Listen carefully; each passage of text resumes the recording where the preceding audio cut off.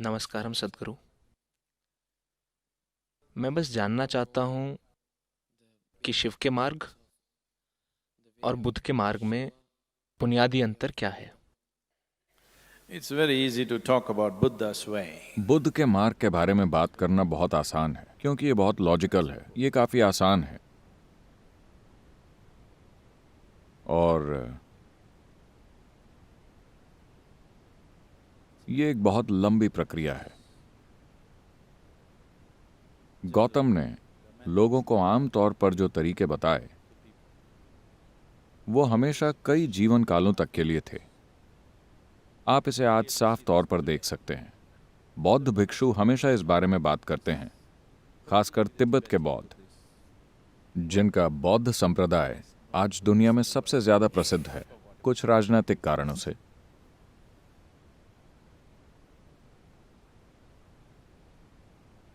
वो हमेशा कई जीवन कालों की साधना की बात करते हैं।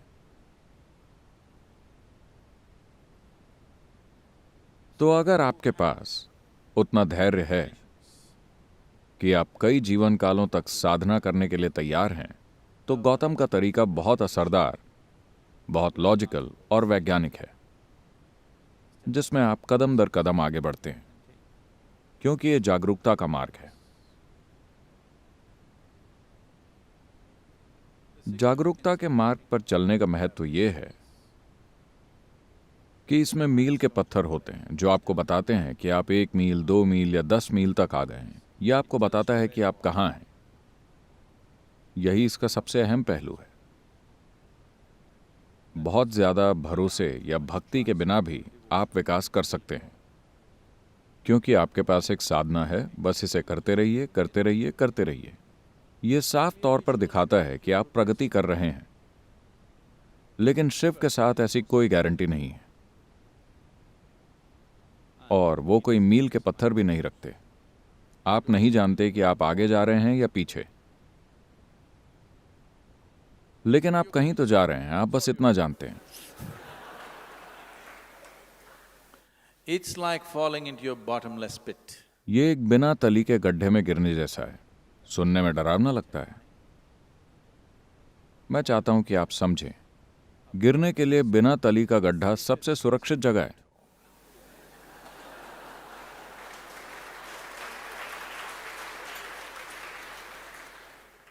तली वाला गड्ढा खतरनाक होता है। बिना तली वाला गड्ढा पूरी तरह से सुरक्षित है। आपका जीवन पूरा हो गया अगर आप बस इसमें कूद जाएं। बस हो गया, आप बस गिरते रहते हैं। अगर आप कभी, क्या किसी ने स्काई डाइविंग की है? आपने की है? तो अगर आप गिर रहे हैं, तब अगर आप कुछ 1000 फुट के लिए पैराशूट न खोलें, तो उस दौरान आपको पता नहीं चलता कि आप नीचे जा रहे हैं या ऊपर। बस ऐसा लगता है कि आप तैर रहे हैं, और यह शानदार होता है। सिर्फ जब आप नीचे देखते हैं तो यह धरती बड़ी तेजी से आपकी ओर आती हुई दिखती है। अगर यह ग्रह हटा दिया जाए तो यह एक शानदार अनुभव है। बस जब आप नीचे देखते हैं तो धरती तेजी से आपकी तरफ आ रही है। यही समस्या है। गिरना, तो आप गिरने को बुरी चीज मत समझिए। गिरना जबरदस्त चीज है। Did you ever fall in love? क्या आप कभी प्रेम में पड़े? Only when you hit. जब आप तली से टकराते हैं तब समस्या होती है। अगर आप बिना तली के गड्ढे में गिरते हैं तो कोई समस्या नहीं है। तो शिव एक बिना तली का गड्ढा है। उनके तरीके बहुत अलग हैं, लेकिन आप उन्हें उस तरह सीमित नहीं कर सकते। With 7 different 7 अलग अलग शिष्यों के साथ सप्तऋषि, प्राचीन काल के 7 जाने माने ऋषि, उन्हें शिव ने 7 बुनियादी तरीके सिखाए जिनसे कोई इंसान अपनी चेतना की गहराइयों में जा सकता है।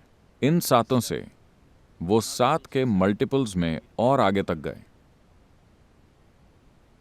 और उन्होंने 112 अलग अलग तरीके सिखाए और कहा बस इतना ही है। एक सुंदर कहानी है।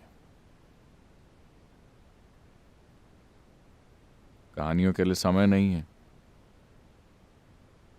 तो उन्होंने 112 अलग अलग तरीके बताए जिनसे कोई इंसान अपने चरम तक पहुंच सकता है। और ये 112 तरीके शरीर के 112 चक्रों से जुड़े हैं। असल में चक्र 114 हैं, लेकिन उनमें से 2 शरीर के बाहर हैं। उन दोनों को उन्होंने छोड़ दिया और उन्होंने कहा कि जब आप शरीर में हैं तब आत्मज्ञान प्राप्त करने के 112 तरीके हैं। That means इसका मतलब है कि शरीर का हर चक्र, ऊर्जा तंत्र के मिलने का हर बिंदु परम ज्ञान की प्राप्ति का एक मार्ग है। तो उन्होंने कुछ भी नहीं छोड़ा। तो बुद्ध उनके काम का एक छोटा सा अंश है। मैं आपको समझाना चाहता हूं कि गौतम खुद जंगल में जाकर यूं ही नहीं बैठ गए। उन्होंने अपनी साधना के पहले 8 साल देश भर के विभिन्न गुरुओं के साथ बिताए। और इस आध्यात्मिक प्रक्रिया का पूरा आधार, ये ज्ञान, वास्तव में शिव से ही आया है।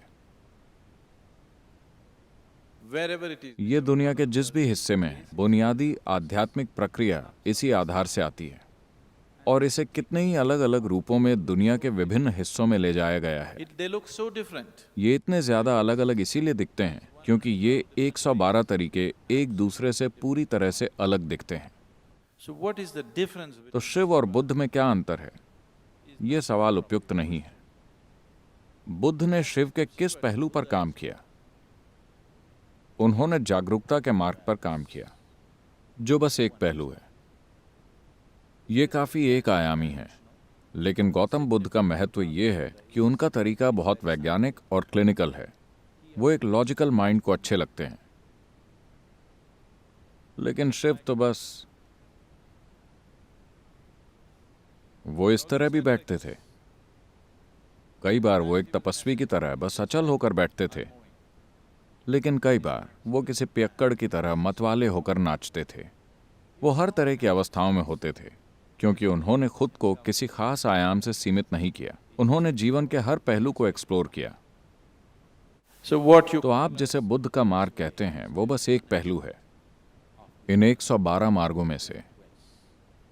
और बहुत से दूसरे लोग तमाम दूसरे पहलू लेकर आए, लेकिन वो एक एक मार्ग रहे हैं। इन 7 शिष्यों में से, इन सप्त ऋषियों में से जो ऋषि दक्षिण की ओर गए, दक्षिण का मतलब है जो भी जगह हिमालय के दक्षिण में है। मैं सभी मुंबई वासियों से कह रहा हूं, हिमालय के दक्षिण में जो भी है वो दक्षिण है। तो अगस्त्य मुनि दक्षिण की ओर गए और वो खासकर विंध्य पर्वतों से आगे की तरफ सक्रिय हो गए। the Vindhya mountains, आपने विंध्य पर्वत की वो कहानी तो सुनी होगी, जब वो अगस्त्य मुनि के सामने झुक गया था और वो कभी वापस नहीं आए। तो आपको वो कहानी पता है? नहीं? आपको भारत के बारे में कुछ चीजें जाननी चाहिए। तो उन्होंने अपना विस्तार खासकर दक्कन के पठार में इस तरह किया कि उन्होंने वहां की हर इंसानी बस्ती को छुआ। आप जहां भी देखें, आप अगस्त्य मुनि के किस्से सुनेंगे। और उन्होंने ये एक्शन फॉर रूरल रिजुविनेशन शुरू किया। and he started this action for rural rejuvenation. उन्होंने एक भी इंसानी बस्ती को नहीं छोड़ा। वो हर किसी के जीवन में आध्यात्मिक प्रक्रिया को लेकर आए। कहा जाता है कि वो 4000 साल से ज्यादा जिंदा रहे। हमें नहीं पता कि वो कितना जीवित रहे, लेकिन उनका जीवन काल एक सामान्य जीवन काल नहीं था। यह असाधारण रूप से लंबा था। जब आप उनके द्वारा चले गए मीलों को गिनते हैं, The mileage that he covered, अगर आपने उनके साथ एक स्पीडोमीटर लगाया होता और ये देखा होता कि उन्होंने कितना रास्ता तय किया, तो आपने देखा होता कि वो समय का असाधारण लंबा दौर था। हम नहीं जानते कि ये 400 साल था या 4000 साल। लोग इसे 4000 साल कहते हैं, पर निश्चय ही उन्होंने बहुत लंबा जीवन जिया। और उन्होंने हर इंसानी बस्ती को छुआ और ये पक्का किया कि आध्यात्मिक प्रक्रिया उनके जीवन में एक जीती जागती हकीकत बन जाए। आज भी हमें उनके किए काम का फायदा मिल रहा है। दक्षिण भारत आज भी उनके काम का लाभ उठा रहा है।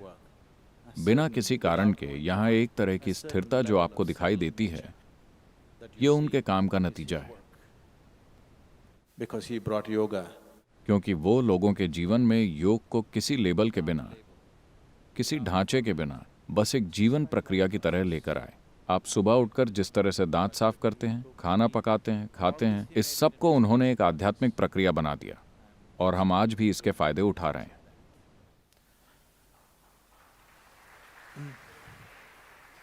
अगर आप इस धरती पर कहीं भी किसी भी आध्यात्मिक प्रक्रिया को देखें You will see तो आप पाएंगे कि वो उन 112 तरीकों से अलग नहीं है जिनको शिव ने खोजा था। तो गौतम और शिव की तुलना करना उपयुक्त नहीं है। मैं गौतम का बहुत आदर करता हूं। वो एक महान प्राणी है, इसमें कोई शक नहीं है। उनका कार्य भी जबरदस्त है। उन्होंने एक विशाल आध्यात्मिक लहर पैदा की जो 2500 साल बाद आज भी जारी है। लेकिन यह तुलना के योग्य नहीं है, किसी भी तरह से तुलना के योग्य नहीं है। हम बस इतना कह सकते हैं कि शिव के काम में गौतम का काम एक छोटे अंश की तरह शामिल है। it is ये 1% से भी कम है, क्योंकि 112 तरीकों में से गौतम ने एक पर काम किया। और महत्वपूर्ण चीज ये है कि उन्होंने इसकी अच्छी मार्केटिंग की और उन्होंने हजारों लोगों को उस मार्ग पर चलने के लिए प्रोत्साहित किया। यही उनकी सफलता है। लेकिन शिव मार्केटिंग करने के लिए थोड़े ज्यादा ही नशे में थे। आपको उनके लिए मार्केटिंग करनी चाहिए। he is वो मार्केटिंग नहीं करेंगे। लेकिन फिर भी मुझे आमतौर पर यह माना जाता है आज से 40 से 60 हजार साल पहले उन्होंने अपना काम शुरू किया था। लेकिन 60,000 साल या 40,000 साल बाद भी यह जीवित है। आप इसे नष्ट नहीं कर सकते। आप इसे नष्ट नहीं कर सकते। जब तक मेरा जीवन पूरा होगा, मुझे यकीन है कि जितने लोकप्रिय वो आज हैं, मैं उन्हें उससे थोड़ा और लोकप्रिय बनाकर जाऊंगा।